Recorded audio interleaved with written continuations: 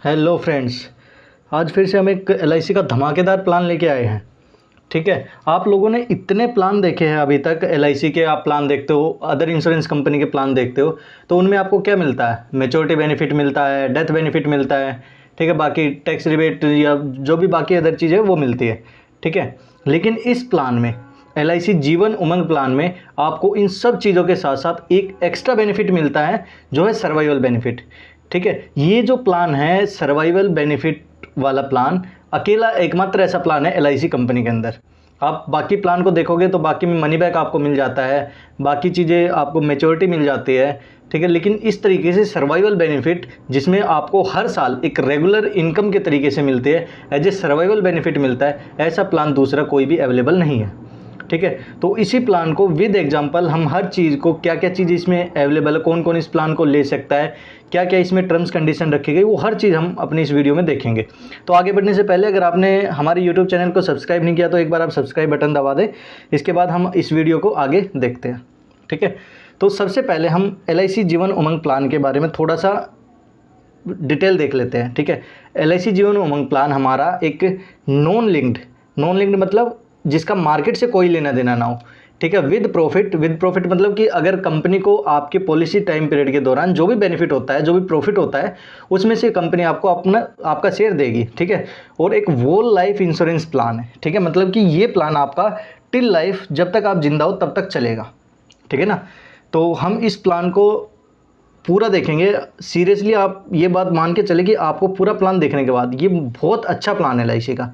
ठीक है ना, तो इसमें काफ़ी बेनिफिट मिलेंगे, काफ़ी अलग अलग तरीके से बेनिफिट दे रखे हैं इन्होंने। ठीक है, तो हमने इसके बारे में देखा कि नॉन लिंक्ड प्रॉफिट और वो लाइफ इंश्योरेंस प्लान है। ठीक है, इसके बाद हम थोड़ा सा एक्स्ट्रा चीज़ों को देखते हैं कि इस प्लान के साथ साथ ये चीज़ें तो है, इसके साथ साथ कुछ राइडर दिए गए हैं। ठीक है, तो ये राइडर कौन कौन से अवेलेबल है, आप राइडर के देखेंगे तो इसमें 5 तरीके के राइडर अवेलेबल है। ठीक है, जिसमें आपको accidental death benefit, death and disability rider, accidental benefit rider, new term assurance rider, new critical illness benefit rider और प्रीमियम वेवर बेनिफिट राइडर। जो ये वाला बेनिफिट है ये बहुत कम पॉलिसीज में रहता है।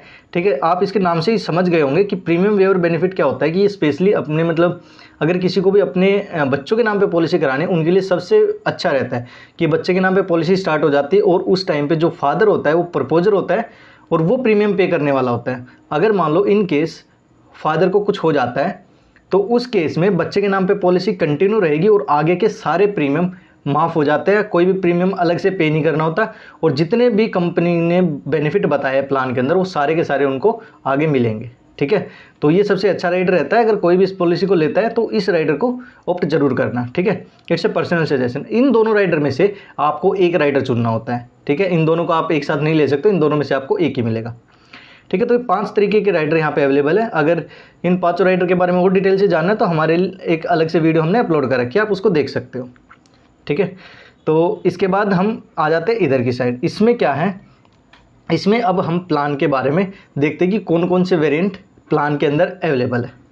ठीक है, प्लान के अंदर ये प्लान जो है मेनली आपका 4 वेरिएंट में, आप बोल सकते हो कि 4 वेरिएंट में अवेलेबल है। ठीक है, इन 4 वेरिएंट में आपका ये बांट रखा पीपीटी के अकॉर्डिंग। ठीक है, मतलब कि आप कितने टाइम तक पैसा दोगे। ठीक है, जितने टाइम तक आप पैसा दोगे उसी के अकॉर्डिंग आपके पॉलिसी में बेनिफिट है वो उस तरीके से ही आपके डिस्ट्रीब्यूट रहते हैं। तो इसमें 4 ऑप्शन अवेलेबल है कि आप 15 साल तक पेमेंट करते हो, 20 साल तक पेमेंट करते हो, 25 साल तक पेमेंट करते हो, 30 साल तक पेमेंट करते हो। ठीक है, इस पॉलिसी की जो सबसे मेन बात है जो अभी मैं यहाँ पे आपको सामने डिस्क्लोज कर रहा हूँ वो ये है कि इतने टाइम में आप पैसा देने के बाद, चाहे आप 15 साल देते हो, 20 साल देते हो, 25 साल देते हो, 30 साल देते हो, उसके बाद जो ये आपकी पॉलिसी है वो या तो आपकी डेथ नहीं हो जाती है, मतलब पॉलिसी होल्डर जिसके नाम पे पॉलिसी होगी, या फिर वो 100 साल का नहीं हो जाता है। ठीक है, इन दोनों ही केस से पहले ये पॉलिसी आपकी बंद नहीं होती है। ठीक है, अगर मान लो 100 साल से पहले पॉलिसी होल्डर के साथ कोई मिसहैपनिंग होती है तो उस केस में उसके नॉमिनी को डेथ बेनिफिट दिया जाता है और बाकी के जितना भी सर्वाइवल बेनिफिट है वो आपको मिलता रहता है। ठीक है, टिल जब तक या तो आप 100 साल के नहीं हो जाते या फिर पॉलिसी होल्डर की डेथ नहीं हो जाती।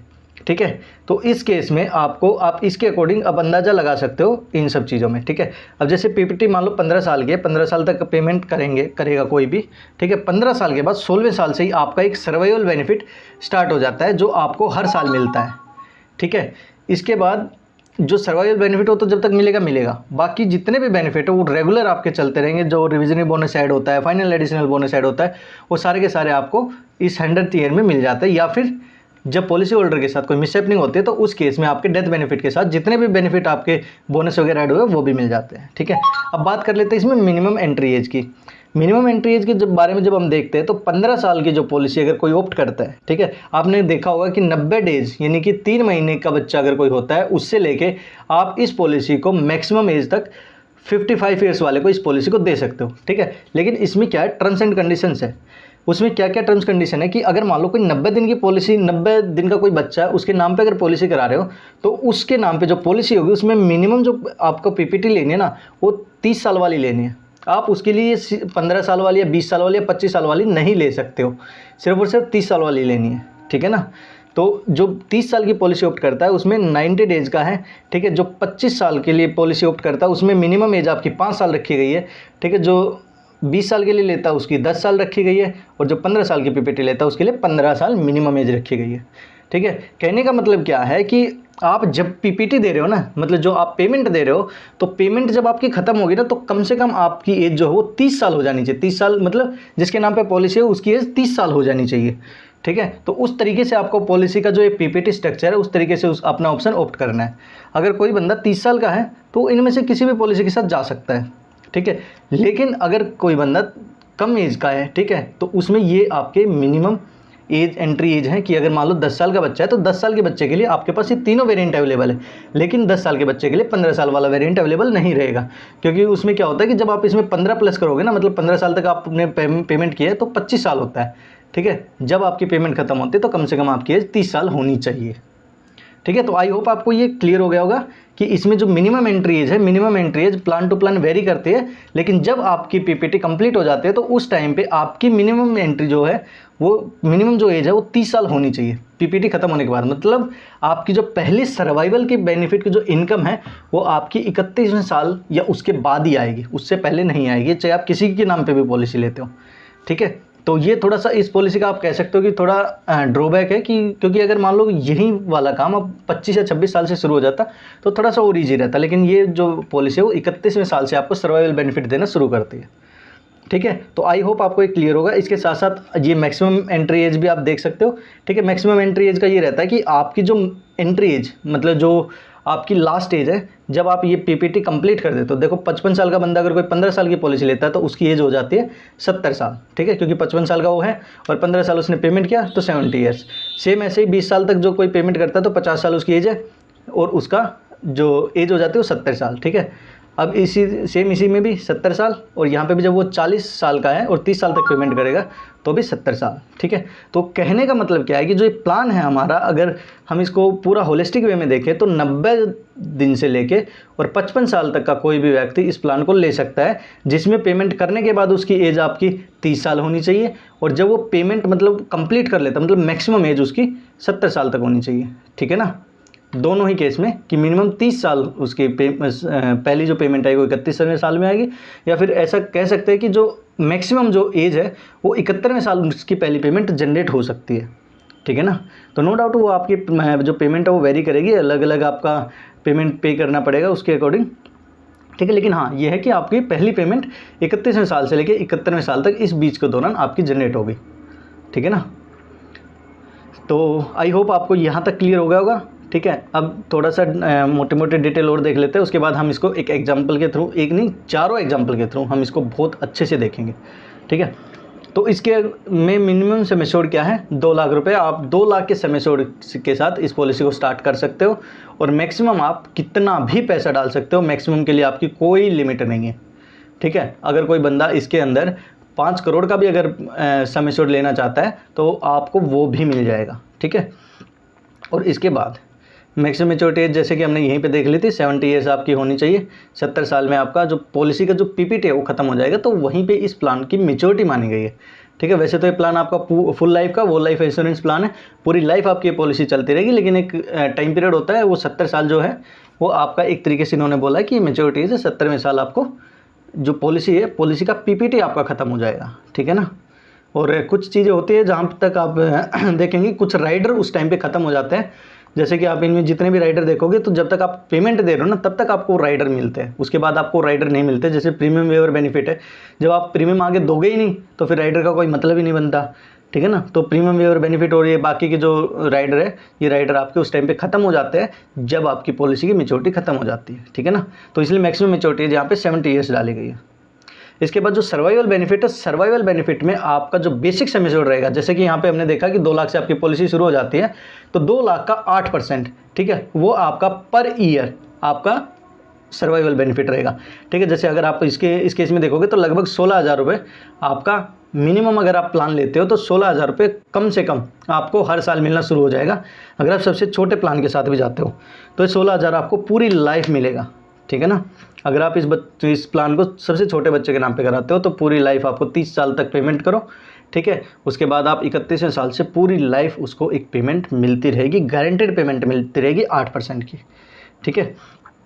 अगर मान लो पॉलिसी होल्डर के साथ, या फिर जो अगर मान लो प्रीमियम वेयर बेनिफिट लेते हैं, ठीक है, तो उस केस में भी अगर मान लो पॉलिसी होल्डर जिसके नाम पे पॉलिसी है उसको कुछ भी हो जाता है, भगवान ना करे कभी ऐसा हो, लेकिन अगर मिस हैपनिंग केस में तो क्या होता है, उसमें आपकी पॉलिसी का जो भी सम एश्योर्ड है, एक सम एश्योर्ड ऑन डेथ अलग से डिसाइड करती है LIC कंपनी, बाकी में सम एश्योर्ड और डेथ बेनिफिट का सम एश्योर्ड सेम रहता है, लेकिन LIC में थोड़ा सा अलग रहता है, थोड़ा सा ज़्यादा दिया जाता है सम एश्योर्ड ऑन डेथ, ठीक है। कुछ प्लान में इक्वल भी है लेकिन कुछ प्लान में ज़्यादा भी है। इसके साथ साथ रिविजनी बोनस क्या होता है कि जब भी आप अपनी पॉलिसी को स्टार्ट करते हो तो कंपनी आपका एक रिविजनी बोनस, मतलब जिस टाइम पे आपने पहले साल से ही आपका एक बोनस ऐड करना शुरू कर देती है, जो आपकी पॉलिसी में हर साल ऐड करती है। वो 2 से 3% जितना भी रहता है, पॉलिसी का डिपेंड करता है कि उस साल प्रॉफिट कितना हुआ है, ठीक है। तो कंपनी अपना हर फाइनेंशियल ईयर में इस चीज़ को डिस्क्लोज करती है, बताती है कि इस साल हमारा इतना प्रॉफिट है और हम इतने परसेंटेज जो है वो रिविजनी बोनस प्रोवाइड करेंगे। तो वो रिविजनी बोनस और उसके साथ साथ फाइनल एडिशनल बोनस, जो पूरे आपका टाइम पीरियड रहता है 25-30 साल, जितना भी इसमें मैच्योरिटी टाइम बोला गया है, जितने टाइम तक आपकी पॉलिसी रहती है, उस टाइम में जितना भी आपके पैसे से कंपनी ने प्रॉफिट अर्न करा है उसका एक सर्टेन परसेंटेज एक फाइनल एडिशनल बोनस के तौर पे कंपनी देती है, ठीक है। तो डेथ बेनिफिट में जब आप मिस हैपनिंग बेनिफिट में जो मिलता है वो आपका सम एश्योर्ड, उसके साथ साथ जितना भी आपका बोनस इकट्ठा हुआ वो, और फाइनल एडिशनल बोनस, मतलब इस पॉलिसी में कितना बेनिफिट हुआ है कंपनी को आपके पैसे से, उसकी एक सर्टेन परसेंटेज ये आपको as a death benefit nominee को प्रोवाइड किया जाता है, ठीक है। तो अब आप सोचेंगे कि जो रिविजनरी बोनस है और फाइनल एडिशनल बोनस है ये तो सिर्फ मिस हैपनिंग के केस में मिला, बाकी के केस में तो ये नहीं मिलेगा। देखो अब इसमें क्या है कि कंपनी आपको दोनों ही बेनिफिट दे रही है, ठीक है, एक डेथ के टाइम पे भी, और अगर मान लो कोई बंदा, अगर लक्की बंदा कोई 100 साल तक जीता है, ठीक है, तो 100 साल में भी जब आपको जो बेनिफिट मिलेगा ना वो इन सब बेनिफिट को मिला के मिलता है। जो रिविजन बोनस और फाइनल एडिशनल बोनस है ना वो आपको इस टाइम पे मिल जाता है। अब देखो ये पैसा तो आपको मिलना है ही है, रिविजन बोनस और फाइनल एडिशनल बोनस मिलना ही है, चाहे आपका मिस हैपनिंग का केस हो या फिर अगर 100 साल तक जिंदा रहते हो तो उस टाइम पे मिलेगा, ठीक है। ये पैसा आपका कहीं पे जाएगा नहीं, ये कंपनी ने आपको बोला है, कंपनी आपको पूरा पैसा देगी, ठीक है। हाँ, सर्वाइवल बेनिफिट के साथ आपको ये पैसा नहीं मिलता है। अगर कोई आपको ये बोलता है कि ये जो 2-3% है रिविजन बोनस आपका ये इसके साथ ऐड होके आता है, तो बिल्कुल भी नहीं आता है। सिर्फ और सिर्फ आपको सम एश्योर्ड का 8% आपको हर साल पैसा मिलता है, और जो 3% है या 2-3% जितना भी है वो आपकी पॉलिसी में ऐड होता है, वो मिलता नहीं है, मिलेगा आपको लास्ट टाइम पे, या तो डेथ के केस में या फिर 100 साल पूरा होने के बाद, ठीक है ना। तो ये आपको क्लियर हो गया होगा, ठीक है। तो ये हमने इसकी बेसिक डिटेल देखी है, ठीक है ना। तो जीवन उमंग प्लान क्या है, इसमें राइडर कौन कौन से अवेलेबल है, PPT कितनी है, कितने टाइप के कितने वेरिएंट का ये प्लान है, मिनिमम सम एश्योर्ड क्या है, मैक्सिमम मैच्योरिटी एज क्या है, सर्वाइवल बेनिफिट कितना मिलेगा, तो ये हमने इसके बारे में बेसिक डिटेल जान ली है, ठीक है। जो इलिस्ट्रेशन है, इलिस्ट्रेशन अभी अगर हम इसको करते हैं तो ये वीडियो थोड़ी सी बड़ी हो जाएगी, तो मैं एक काम करता हूँ इसका दूसरा पार्ट अभी अपलोड कर रहा हूँ, आप इस प्लान का सेकेंड पार्ट देखना जिसमें इलिस्ट्रेशन के साथ ये जो चारों प्लान है इसको हम देखते हैं, ठीक है ना। तो आई होप इस प्लान में जो बेसिक डिटेल है वो आपको क्लियर हो गई होगी। इसके बाद जो दूसरी वीडियो आएगी, दूसरी वीडियो में इन चारों वेरिएंट के एग्जाम्पल हम इलिस्ट्रेशन के साथ पूरा कंप्लीट देखेंगे, ठीक है। तो आई होप आपको ये चीज़ें जो बेसिक डिटेल है वो क्लियर हो गई होगी। दूसरी वीडियो देखने के बाद आपको ये पूरा प्लान बहुत अच्छे से क्लियर हो जाएगा, चाहे आप एजेंट हो या फिर आप इस पॉलिसी को लेने जा रहे हो, तो दोनों ही केस में आपको ये चीज़ें सारी की सारी क्लियर हो जाएगी और आपको ये समझ में आ जाएगा कि इनमें से कौन सा वेरिएंट लेना ज़्यादा सही रहेगा और किस एज के लिए कौन सा प्लान ज़्यादा ठीक रहता है, ठीक है। तो ये चीज़ें हम जब चारों प्लान को पूरा होलिस्टिक वे में देख लेंगे, विद एग्जांपल समझ लेंगे, उसके बाद इन चारों प्लान में कंपैरिजन करेंगे कि इनमें से कौन सा प्लान बेटर है और कौन सा प्लान आपके लिए सही रहेगा और किस पर्पज़ के लिए कौन सा प्लान बेटर रहेगा। ठीक है, तो आई होप आपको यहाँ तक क्लियर हो गया होगा सब कुछ। अब हम मिलते हैं दूसरी वीडियो में, तब तक के लिए good bye, have a nice day.